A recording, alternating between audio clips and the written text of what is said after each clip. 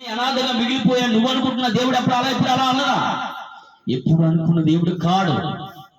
ఆయనకి నచ్చితే ఎక్కడ పెంట కుప్పల్లో ఉన్న వారిని, పెంటల మీద ఉన్న వారిని, ఏమీ లేని వారిని ఏం చేస్తాడంట? పైకెత్తి దేవుడు. దేవునికి చూద్దా లేవనెత్తి దేవుడు మన దేవుడు. వదిలేసే దేవుడు కాదండి బాబు. ఎవరిని విడిచిపెట్టాడు. చాలా మనం ఏమంటాం? మమ్మల్ని దేవుడు వదిలేసాడు. ఏమంటాం? మమ్మల్ని వదిలేసి ఉండొచ్చు అని నువ్వు అనుకుంటాట.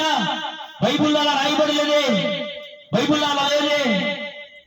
మనల్ని ఏమని మనం అనుకుంటాము? దేవుడు ఎలాంటి వారినైనా పేదలనైనా ఆయన లేవనెత్తి దేవుడు మన దేవుడు. ఇవన్నీ జరగాలంటే మనం ఏం చేయాలి? ఎలా ఉండాలి? ఎలా జీవించాలి? ఎలా బ్రతకాలి?